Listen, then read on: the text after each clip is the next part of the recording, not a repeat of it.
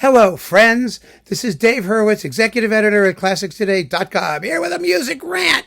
Damn it, another one. Well, it's not really, I'm not angry or upset. I'm just bemused.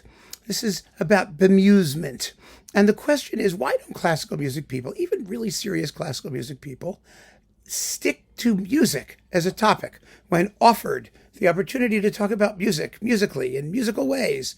It blows my mind. And this occurs to me in looking at the comments and other remarks about our conductor series, lists of conductors, every kind of conductor, for categorized in all kinds of ways, and all kinds of ways musical, like generalist conductors, specialist conductors, chord guys, line guys, conductors who deserve to get orchestras, conductors who, all kinds of things like that.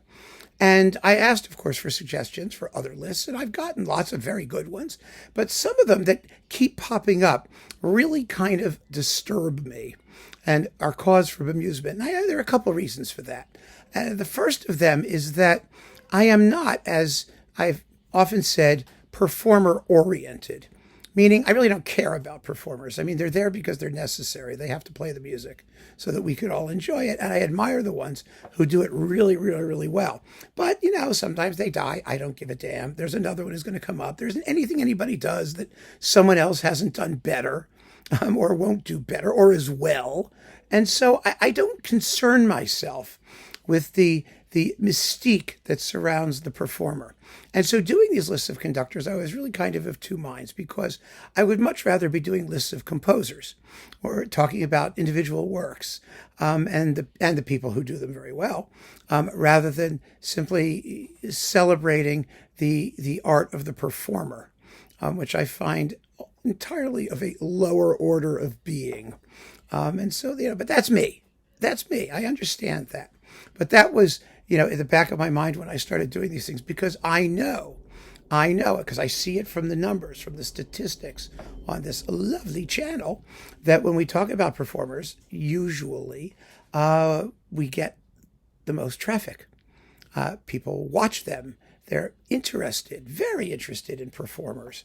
If I call Klaus Mekala a Ken doll, I mean, whoom! I mean, the traffic goes nuts. I understand it's clickbait and it's funny and I get all that too. I mean, I would watch too. It's kind of, it's fun to do, and we have a good time, and I don't begrudge us the good time. But if I do something about an unusual composer, a video about Zelenka or something like that, everybody skips it.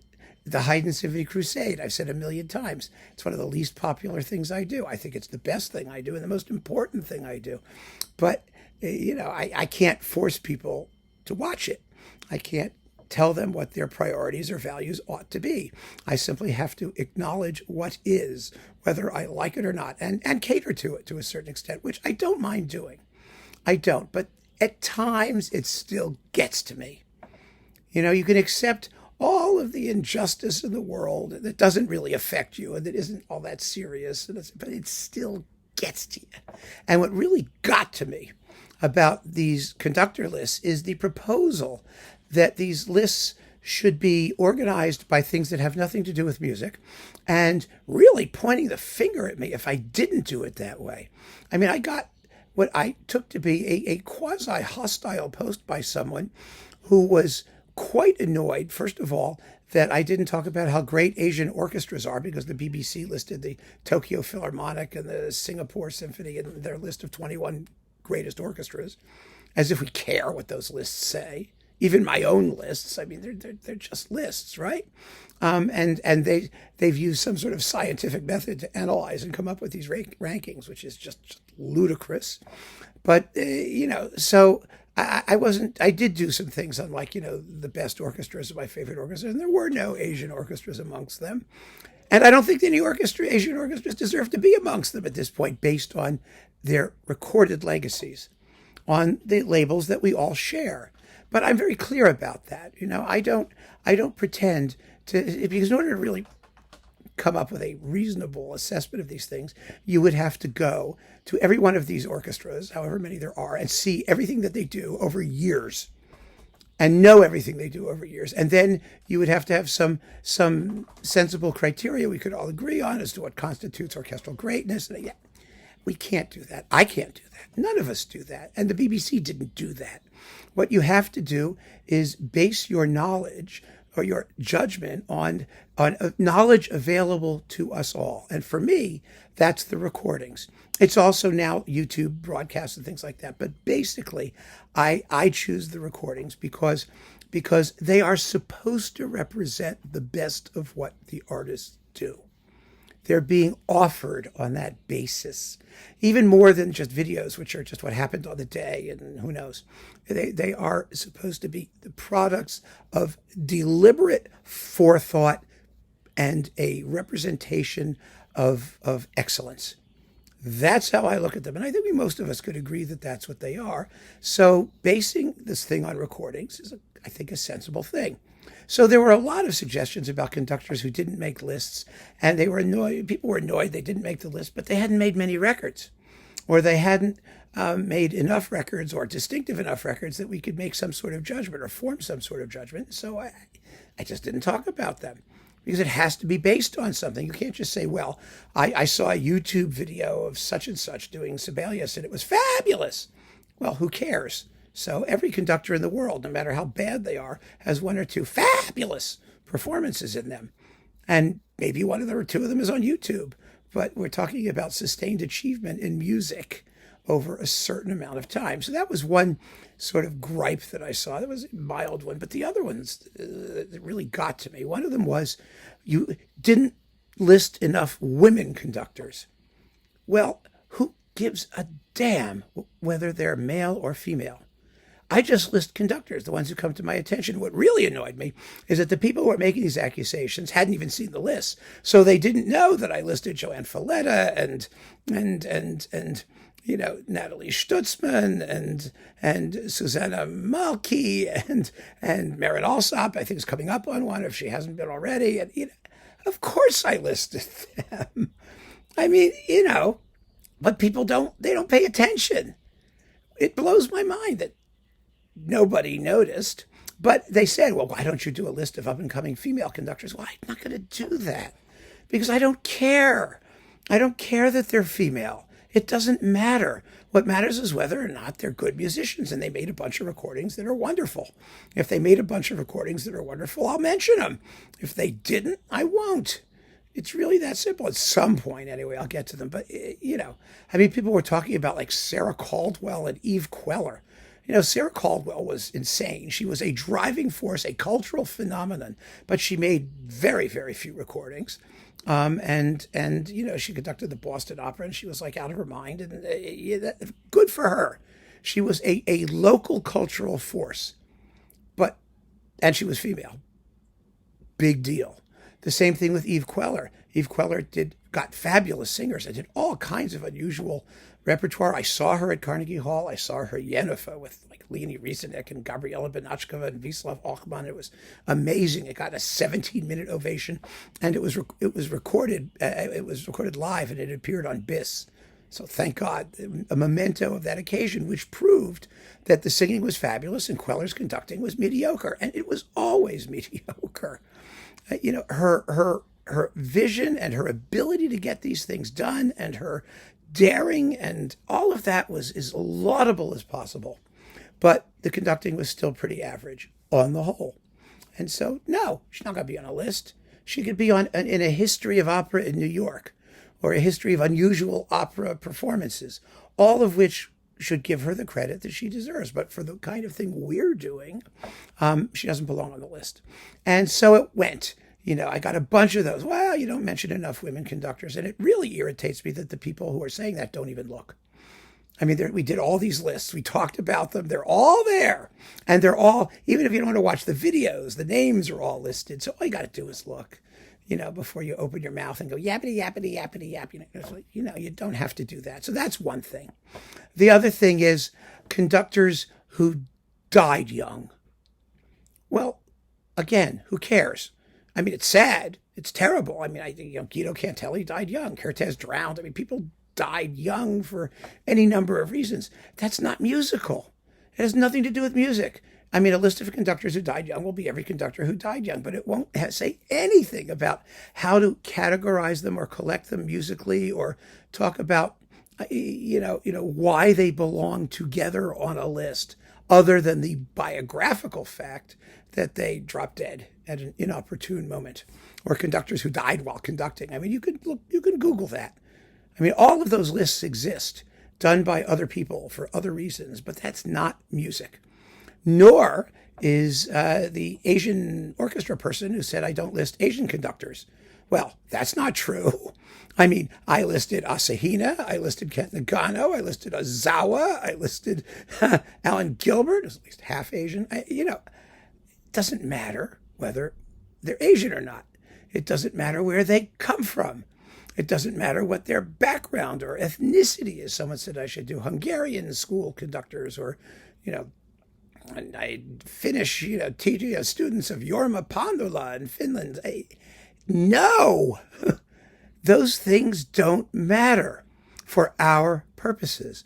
What matters is their work product, the recordings, the legacy of their talent and achievement in music. Where it comes from, how it got here, I couldn't care less. I mean,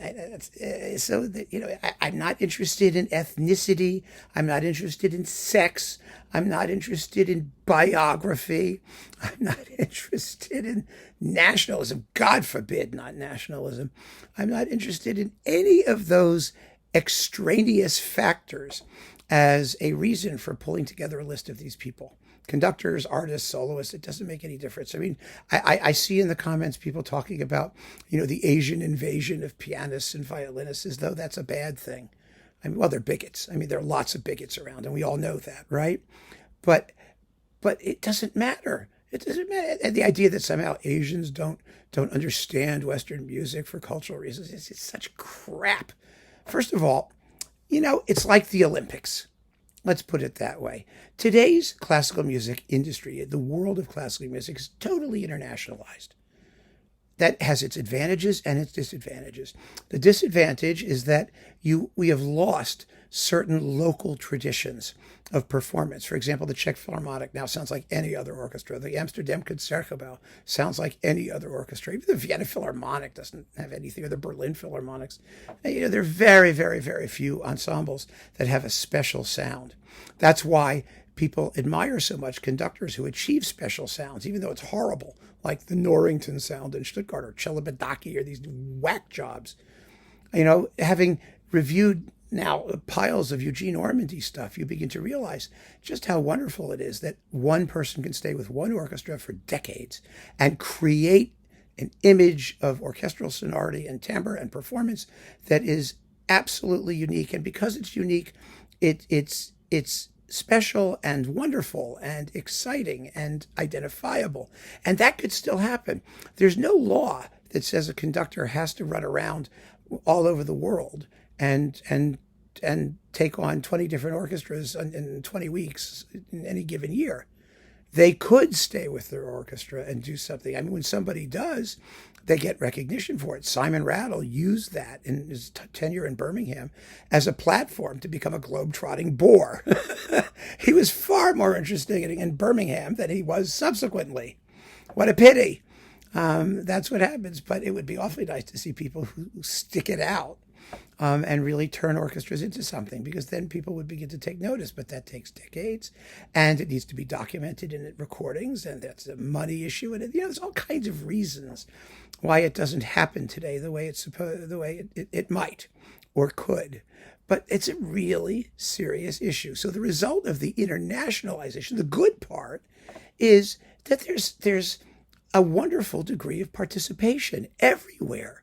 There is the Finnish School of Conducting. There is the Asian invasion, the great performers. There's Masaki Suzuki in Japan doing Bach. There are the Chinese pianists, the Korean pianists.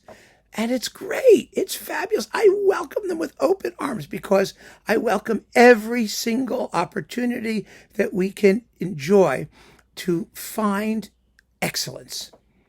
excellence in performance, and it can come from anywhere. And more to the point, people talk about these people being Asian and whatnot, or wherever they're from. It doesn't have to be Asian. It could be, they could be from the planet Baxia, as far as I'm concerned, or actually Zelenkia, I think we heard about more recently. It doesn't matter because they're all trained in the same conservatories by the same people. That's what's so fascinating about this whole thing. One of the things that always amazes me about the Olympics is that, you have all these athletes and they're playing for their various countries and they all train in the same place. If you're a swimmer, you train in Colorado. Denver's where the swimmers are. All of them from everywhere in the world. And they all know each other and they all go to the University of Colorado or they all go to Texas for gymnastics or they go here for soccer.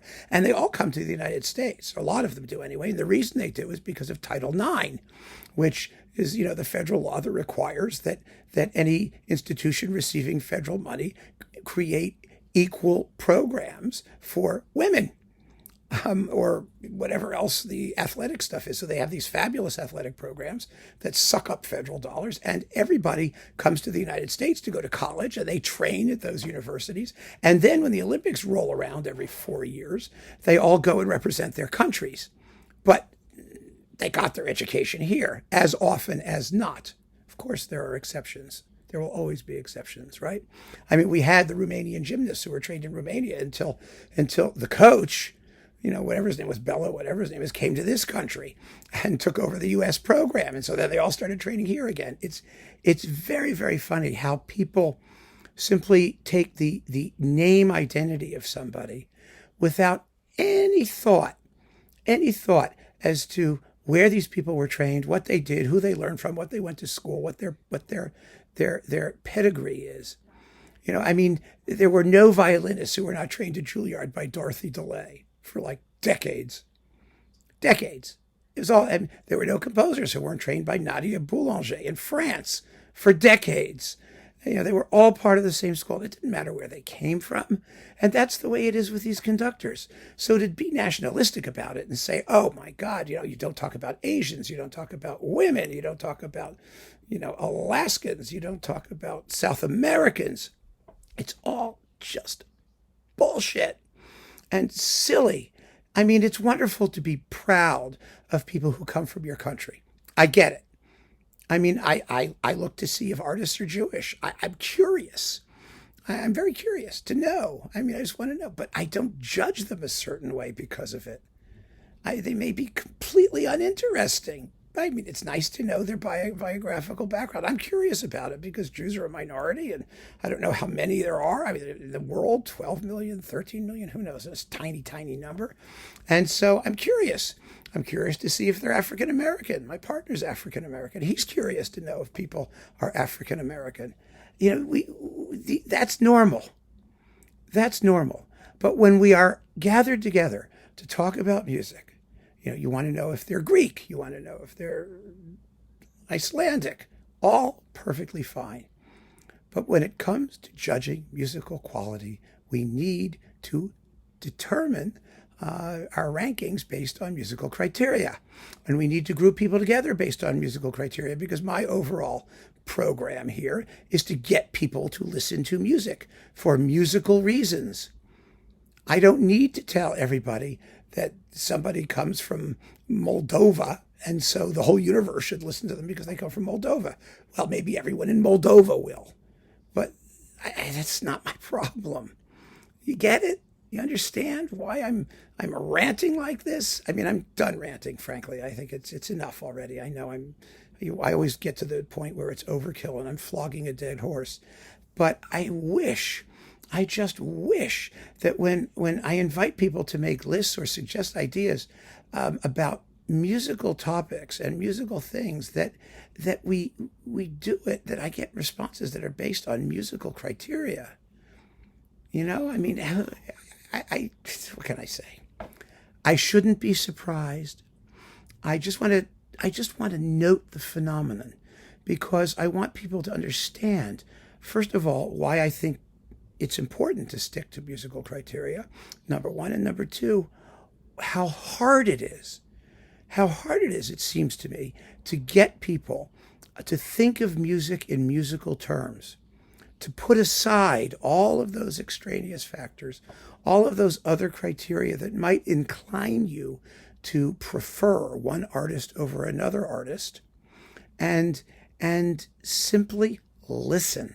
Listen to the music and the quality thereof. That's the point.